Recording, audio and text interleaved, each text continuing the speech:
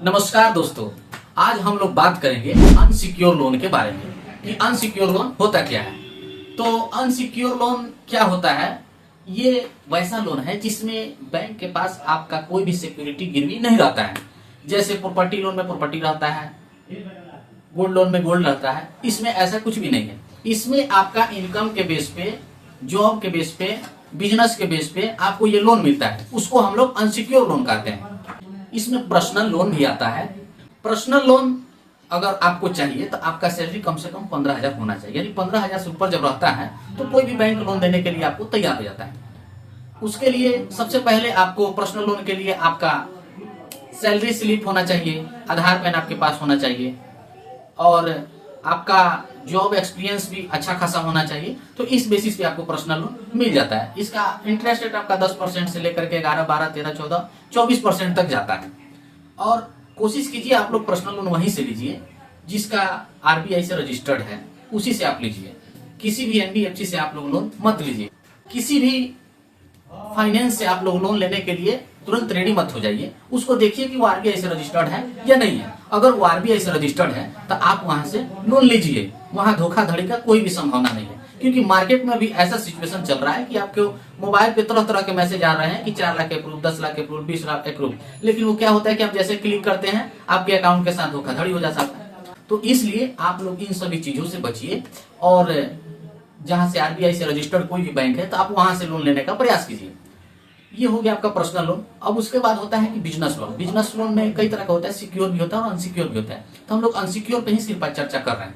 तो business loan में भी बिना आपको कुछ गिरवी रखे आपको मिल जाता है। जैसे आपके पास अगर दुकान है और अच्छा खासा स्टॉक है, इनकम है, 2-3 साल पुराना है, तो आपको कोई भी फाइनेंस कंपनी या बैंक आपको लोन दे देगी। 50,000, 1 लाख, 1.5 लाख, 2 लाख, 10 लाख, 20 लाख, जैसा आपका रिक्वायरमेंट है, जैसा आपका बिजनेस है, जैसा आपके पास इनकम का फ्लो है, स्रोत है, उस हिसाब से आपका कैलकुलेशन करके वो आपको अमाउंट फंडिंग कर देगी। और सिविल स्कोर भी इन सारी चीजों में अच्छा होना चाहिए। वो चाहे बिजनेस लोन हो या पर्सनल लोन हो या मॉर्गेज लोन हो, सब में सिविल अच्छा होना चाहिए। तो इसलिए आप लोग कोई भी लोन लीजिए तो उसको समय समय से पेमेंट कीजिए। आपका ट्रैक सही रहेगा तो आपको नेक्स्ट बार भी किसी भी कंपनी से आपको लोन आसानी से मिल जाएगा।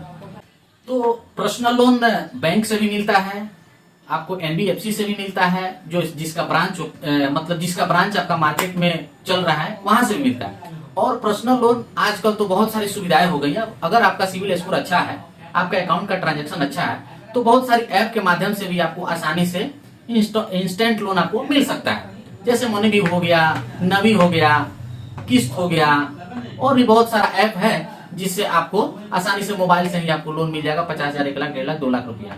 अभी तो आपका फ्लिपकार्ट से भी दे रहा है, मनी करके वो भी दे रहा है आपको लोन। मतलब कि ऐप से भी आप लोन ले सकते हैं, फाइनेंस से भी लोन ले सकते हैं और बैंक से भी लोन ले सकते हैं।